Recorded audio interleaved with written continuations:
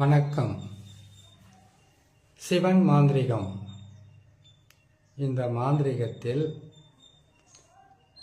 ஏவல் ஒருவருக்கு செய்து அந்த ஏவலில் பல வகையான பாதிப்புகள் இருந்தால் அந்த ஏவல் பில்லி சூனியத்திலிருந்து ஒருவரை காப்பாற்றுவது எப்படி? இப்போ ஏவல் பில்லி சூனியம். ஏவல் என்றது ஒரு துஷ்ட ஆத்மாவை வசியம் செய்து அந்த துஷ்ட ஆத்மான்றது பார்த்தீங்கன்னாக்கா துர்மரணம் ஏற்படுறது தான் துஷ்ட ஆத்மா. சாதாரணமாகவே ஒரு மனிதன் பிறந்து வயதான காலத்தில் அவங்க மரணம் ஏற்பட்டால் அது துஷ்ட ஆத்மாவாக மாறுறதுக்கு வாய்ப்பு இருக்காது. பல ஆசைகள், பல கனவுகள், பல வகையான இயக்கங்களுடன் ஒரு மனிதன் ஆணாக இருந்தாலும் பெண்ணாக இருந்தாலும் மரணம் அடைஞ்சா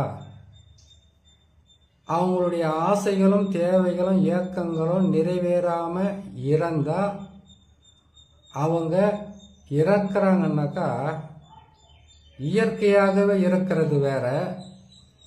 துர்மரணன்றது இந்த ஆசை ஏக்கம் தன்னுடைய கனவு நிறைவேறாம இல்லை அது நிறைவேற வழியே இல்லாமல் தற்கொலை செய்துக்கிறவங்களும் அகால மரணம் அடைகிறவங்களும் மற்றவர்களால் தாக்கப்பட்டு இல்லை மாந்திரீகத்தில் சில மாரண பூஜைகளை செய்து சிலர் இறந்தால் அவங்களுடைய ஆத்மா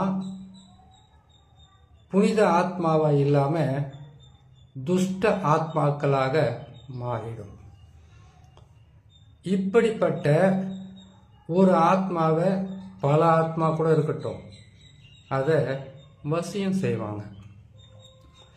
எப்படி வசியம் செய்வாங்கன்னு கேட்டிங்கன்னாக்கா அவங்க இறந்து அவங்கள எரிக்கிறாங்க இல்லையா.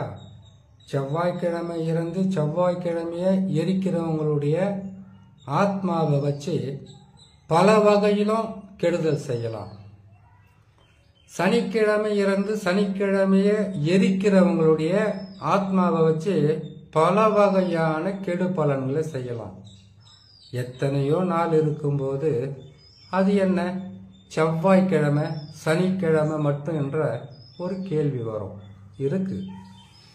இப்போ செவ்வாய்க்கிழமை ஒரு ஆணோ ஒரு பெண்ணோ துர்மரணம் அடைஞ்சு அவங்கள எரிக்கிறாங்கன்னு கேட்டிங்கனாக்கா அந்த ஆத்மாவை எப்படி வசியம் செய்கிறது அப்படின்னு கேட்டிங்கனாக்கா அவங்கள எரிக்கும்போது 4 பக்கமும் தகுடு எழுதி எரிக்கிற இடத்துக்கு கிழக்கு மேற்கு வடக்கு தெற்கு 4 பக்கமும் தகுடு எழுதி அவங்களுடைய பேர் அவங்களுடைய இருக்கிற இடத்தினுடைய பேரெல்லாம் போட்டு இவங்களுடைய பேரும் போட்டு எழுதி 4 பக்கமும் 4 தகுடை வச்சு அந்த தகுட்டில் வசிய மந்திரங்களை போட்டு எழுதி துஷ்ட ஆத்மாக்களை வசியம் செய்கிற கருக்களை உரு பண்ணி அதில் தடவி அந்த இடத்துல வச்சு எரிஞ்சு கொண்டு இருக்கும்போது அந்த ஆத்மாவை இவங்க வசியம் செய்வாங்க.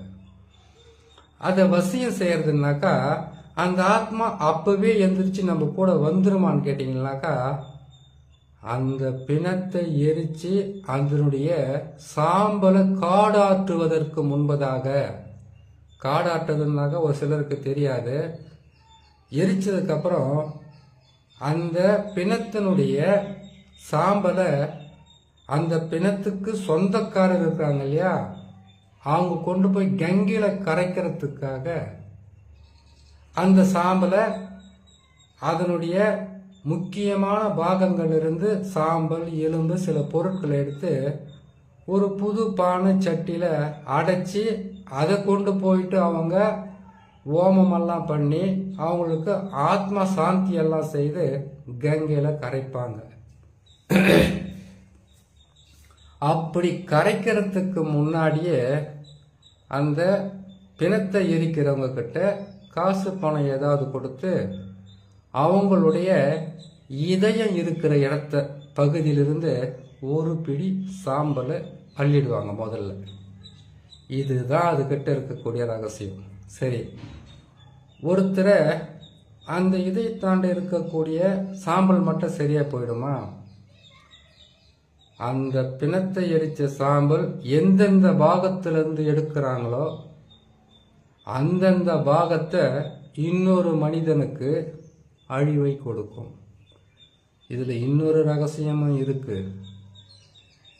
அந்த பாகத்தினுடைய மயான சாம்பலாகப்பட்டது அது உடலிலிருந்து எடுக்கிறீங்கன்னு பார்த்தீங்கன்னாக்கா அதில் அந்த உடல் உறுப்புக்களை அது இழந்த மாதிரி அந்த உறுப்புக்களை தேடி யார் எடுக்கிறாங்களோ அவங்களுடைய கைவசம் வந்து நின்றுடும். அதை வச்சு துஷ்ட ஆத்மாக்களையே ஏமாற்றக்கூடிய சக்தியை வாங்கிறது தான் மாந்திரிகர்.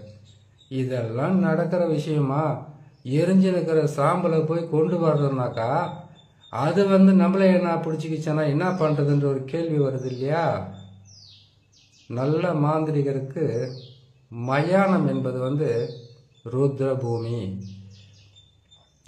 சிவனுடைய உதவியும் சக்தியுடைய உதவியும் இல்லாமல் யாராலையும் எப்பவும் எங்கேயும் செய்து சாதிக்க முடியாது. அப்படி எந்தெந்த பாகத்திலிருந்து நீங்கள் தனித்தனியாக பிரித்து அந்த சாம்பலை எடுக்கிறீங்களோ அந்த பாகத்துக்கு ஒரு உருவ பொம்மையை செய்து அந்த உருவ பொம்மைக்கு நீங்கள் எந்த சாம்பலை எந்த பாகத்தில் எடுத்து வச்சு நீங்கள் எந்த மாந்திரிகத்தை பயன்படுத்துறீங்களோ அதை அது செய்யும். இதுக்கு பல மந்திரங்கள் இருக்கு. உங்களுக்கு பாதகமே தராம உங்களை காப்பாத்திக்கிற எந்திரமும் கருவும் இருக்கு. ஒரு மாந்திரிகர் வந்து எத்தனையோ பேருக்கு வாய்க்கட்டு, கை கட்டு, உடல் கட்டு, செய்கிற தொழில் வியாபாரத்துக்கு கட்டு போடுறது, குடும்பத்தை கட்டி வைக்கிறது, இப்படியெல்லாம் கட்டு வருது இல்லையா? அது மாதிரி நல்ல மாந்திரிகர்கள் என்ன செய்வாங்கன்னு கேட்டீங்கன்னாக்கா முதல்ல இவங்க உடலுக்கு கட்டு போட்டுக்குவாங்க. அதுக்கப்புறம் இவங்களுடைய குலதெய்வமும் இவங்க இருக்கிற ஊர்ல இருந்து 7 எல்லைக்கு இவங்களுடைய கட்டுப்பாட்டுக்கு வரத்துக்காக ஒரு கட்டு போட்டுருவாங்க.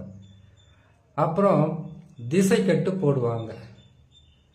அதுக்கப்புறம் எல்லை கட்டு போடுவாங்க.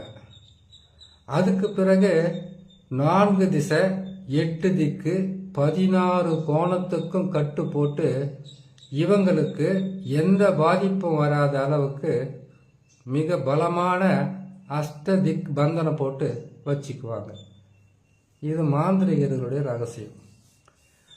அதுக்கப்புறம் செவ்வாய்க்கிழமை இறந்திருந்தாலும் அந்த சாம்பல் எடுத்தாலும் எந்தெந்த பாகத்தில் இருக்கிறீங்களோ அந்த பாகத்தினுடைய அந்த இதுக்காக அந்த ஆத்மா இவங்களை சுற்றி வரும். அவங்களுக்கு வந்து என்ன வேணும் ஏது வேணுன்றது அந்த ஆத்மாக்கள் வந்து உண்ணாது உறங்காது.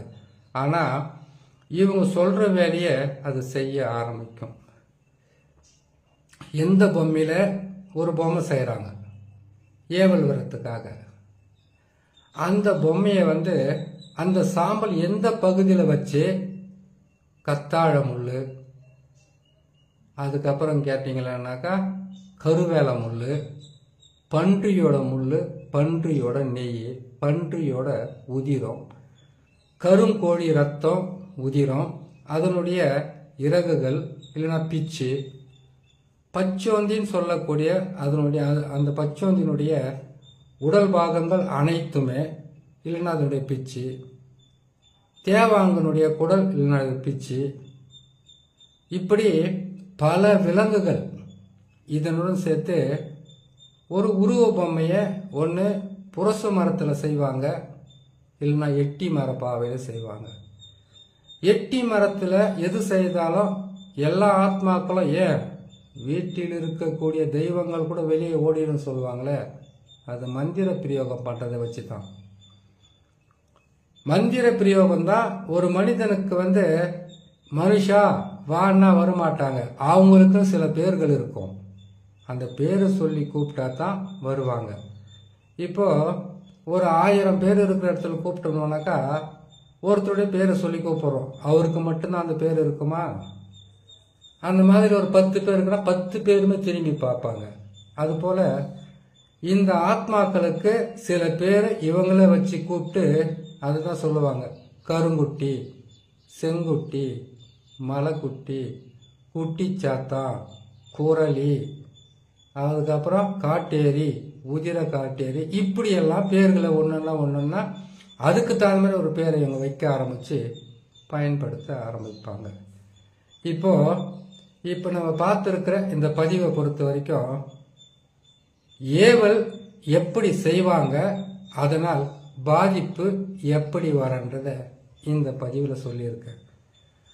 அந்த எரிந்த அந்த சாம்பலை வச்சு எப்படி உருவ பொம்மையை செய்து எப்படி பயன்படுத்தி மற்றவங்களை காப்பாற்றுறதும் அழிக்கிறதும் கொடூரமாக அழிக்கிறதும் சித்திரவதை பண்ணி அழிக்கிறதும் நரக வேதனைகளை கொடுத்து அழிக்கிறதுன்றதை இன்னொரு பதிவில் பார்க்கலாம். சரி, இது மாந்திரிகத்தில் இவ்வளவு கொடூரமாகவும் கஷ்டமாகவும் இருக்கிறது போடணுமான்னு கேட்டிங்கன்னாக்கா, ஒருத்தர் மாந்திரிகத்தில் மிகவும் பாதிக்கப்பட்டிருக்கிறார். எதுவுமே தெரியாமல் மாந்திரிகத்தை செய்வாங்க. அது ஏவல் பில்லி சூனியமாக இருக்கான்னு தெரியாது, வெறும் சூனியமாக இருக்கான்னு தெரியாது, ஏவல் மட்டும் விட்டுருக்காங்களான்னு தெரியாது. இல்லை, யாரோ ஒருத்தர் மாந்திரிகத்தை செய்யும்போது அவங்களுக்கு யாரோ ஒருத்தருக்கு செஞ்சதை இவங்க தாண்டிடுறது, இல்லை இவங்களுடைய கெட்ட நேரமாக இருக்கும்போது அது கை தவறி விழுந்து விட்டுட்டு இல்லை உடச்சி விட்டுட்டு போகும்போது இவங்க அந்த பாதையில் போடுறது, அதை தாண்டி போயிடுறது. அப்போ அவங்கள பற்றி கொண்டா கூட அதில் எவ்வளவு பாதிப்பு இருக்குன்னு கேட்டிங்கன்னாக்கா கொடூரமான பாதிப்புகளாக இருக்கும். இவங்களுக்கு செஞ்சிருக்கவே மாட்டாங்க. ஆனால் அந்த ஏவல் பில்லி சூனியத்தை தாண்டிடுறது, எல்லாம் முக்கூட்டு வழியில் போடுறது சாம்பலுக்கு தானே போடுறாங்க இல்லையா? அதனால் வரக்கூடிய பாதிப்புகள் அதிகமாக இருக்கும். யார் செஞ்சாங்கன்னே தெரியாது. அதுதான் இவங்க தாண்டிட்டு வந்துட்டாங்க. அந்த பாதியில் போகும்போது இவங்களை பிடிச்சிக்கிச்சு இல்லையா? அதனால் இவங்களுக்கு அந்த பாதிப்பு இருக்கும். இவங்க என்ன பண்ணுவாங்கன்னு கேட்டீங்கன்னா குழம்பிக்கிட்டு இருப்பாங்க. சொந்தக்காரர் செஞ்சிட்டாங்க, ஒரு சிலருக்கு எதிரிங்க செஞ்சிட்டாங்க, என் எதிர்க்க கடை வச்சுன்னுக்கிறவங்க செஞ்சுட்டாங்க, என் குடும்பத்தில் இவங்கெல்லாம் எதிரி, இப்படியெல்லாம் இவங்களுக்குள்ள குழப்பம் இருக்கும். அதையும் எப்படி செய்கிறது, எப்படி எடுக்கிறதுன்றது இன்னொரு பதிவில் பார்க்கலாம். நன்றி, வணக்கம்.